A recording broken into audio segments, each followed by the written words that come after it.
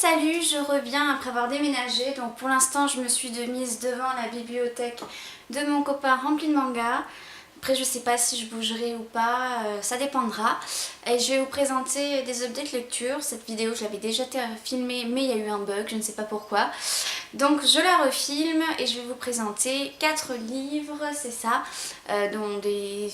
Du coup ils sont un peu tous anciens maintenant, mais des beaucoup plus anciens que d'autres et c'est parti. Alors je vais commencer par le livre que je n'ai pas avec moi puisque je l'avais lu dans une intégrale que j'ai déjà rendue à ma mère. Il s'agit du tome 3 de l'île des trois sœurs de Nora Roberts, donc c'est le tome qui s'appelle Mia.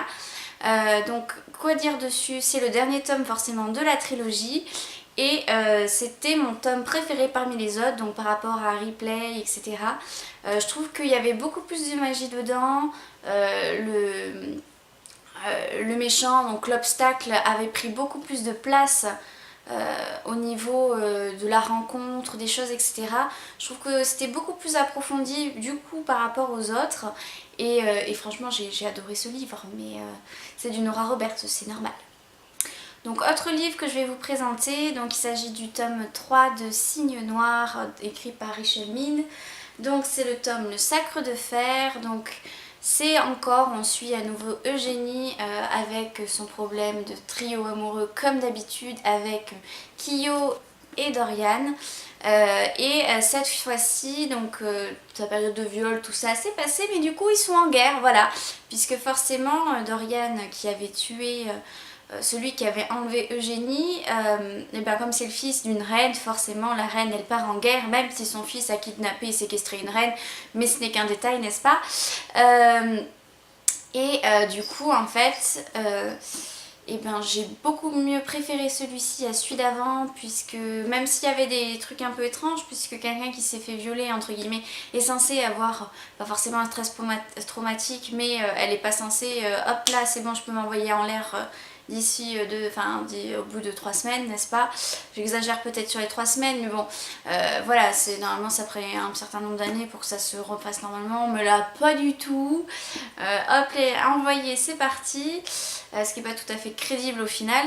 Et dans ce livre, j'ai bien aimé quand même la quête qu'il y a eu à faire, puisqu'il y a eu une sorte de quête à l'intérieur pour aller chercher un objet, donc qui a un rapport avec le Sacre de Fer.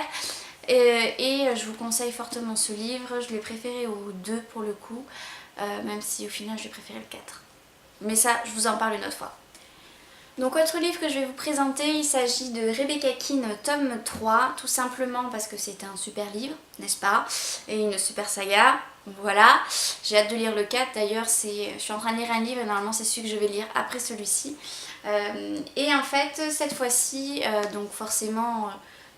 Rebecca Keane avec sa gentille petite fille, n'est-ce pas, qui n'aurait jamais dû naître, qui se retrouve à aller dans l'école chez les potionneuses.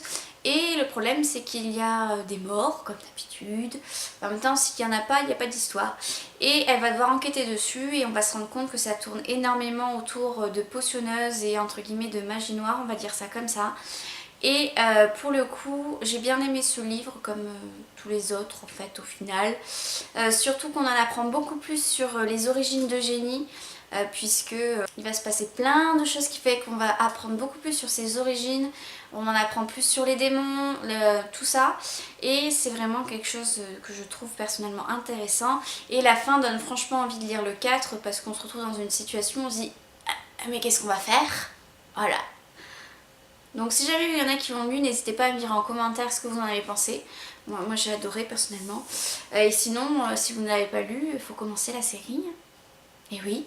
Dernier livre que je vais vous présenter, du coup il s'agit d'un livre de J.K. Rowling. Oh là là, incroyable, bienvenue dans le monde d'Harry Potter. Donc il s'agit du premier tome des Animaux Fantastiques que j'ai déjà lu l'été dernier, donc pour vous dire que ça remonte un petit peu à longtemps. Donc concrètement, ce que je peux vous dire dessus, si jamais vous avez vu le film, vous ne ratez rien puisque c'est exactement les textes du film, donc forcément vous voyez exactement la même chose. C'est plus pour les fans, je dirais, qui veulent absolument avoir toute la collection, comme moi.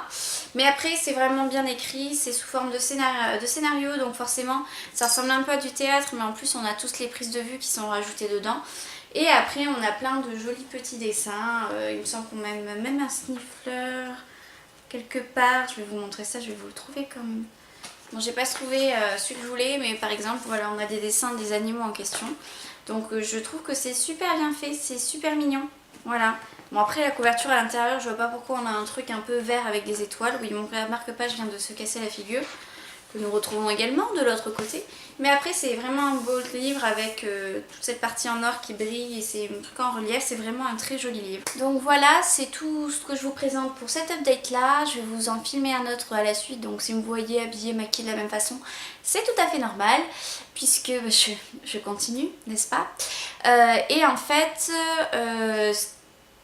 pour ceux qui me suivent aussi sur le blog, je vais...